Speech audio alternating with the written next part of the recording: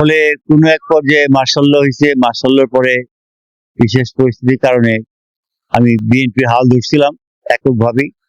কিন্তু আমি বিএনপি কে আরো উজ্জীবিত বা শক্তিশালী করার জন্য বেগম জিয়াকে আমি বিএনপি নেতৃত্বে আনছিলাম। আমি অনেক রিকোয়েস্ট করে তাকে আনছিলাম, কিন্তু সেনাবাহিনী এটা ভালো চোখে দেখে নাই। আপনারা জানেন যে এই এলাকার আমি এমপি ছিলাম 79-এ। অনেক প্রোগ্রামই ছিল, অনেক আশাও ছিল, কিন্তু প্রেসিডেন্ট জিয়ার শাহাদত বরণের ফলে আমাদের রাজনৈতিক উত্থান পতন শুরু হয়েছে। যার তারা আমার উপর অনেক চাপ সৃষ্টি করছে। ইভেন জিয়ার মাজারে আমাকে আক্রমণ করানো হয়েছে তাতে লুক দিয়া। এটা কিন্তু কেউ জানে না, ব্যাপারে বড় বড় হেডলাইন আছে।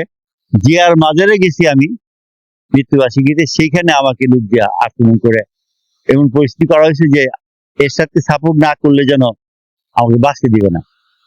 কোনো এক বড় পর্যায়ে 84-এ আমি আমেরিকা চলে যাই এবং সেই দেশে যায় রাজনৈতিক আশ্রয় নিই।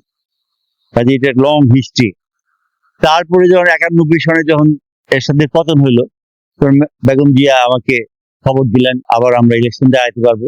আমি নমিনেশনও দিছিলাম আমার ভাইয়ের কাছে, মেজর আক্তারের কাছে, কিন্তু আমার নমিনেশন দিছিলাম।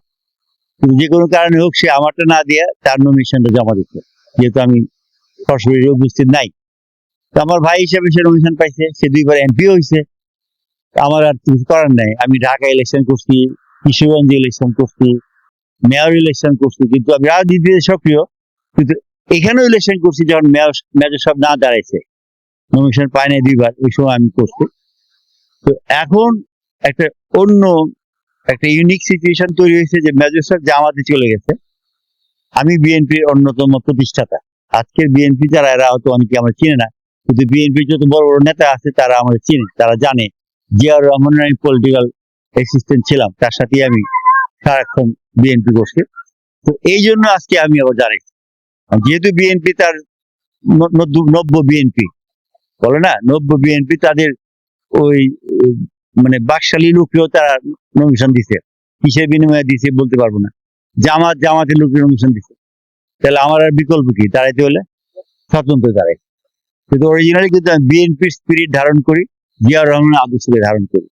সেই হিসাবে জনগণের কাছে আমার বক্তব্য একটাই, আমি 40 বছর আমেরিকা থাকি, আমার মন মানসিকতা দৃষ্টিভঙ্গি ভিন্নতর।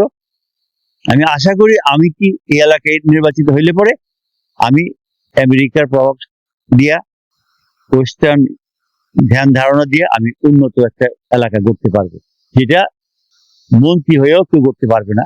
কারণ সব আমার দেখা, এই এলাকায় ওই বাংলাদেশে অনেক মন্ত্রী হয়েছে না, কি হয়েছে তার এলাকায়?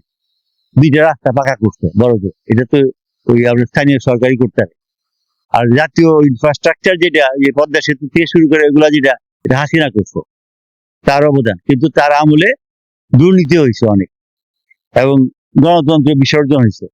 তো সেই হিসাবে আমি আমার সব অভিজ্ঞতার আলোকে এখন মনে করি right time and last time আমার জন্য এই দেশে ইলেকশন করে এমপি হইয়া আমি একটা দৃশ্যমান উন্নয়ন আমি আশা করি করতে পারবো, যেটা পাকুন্দিয়া কতিয়া দিয়ে জনগণ মনে রাখবে যদি আমি ইলেক্টেড হই। এই আশায় আমি আবার দাঁড়াই।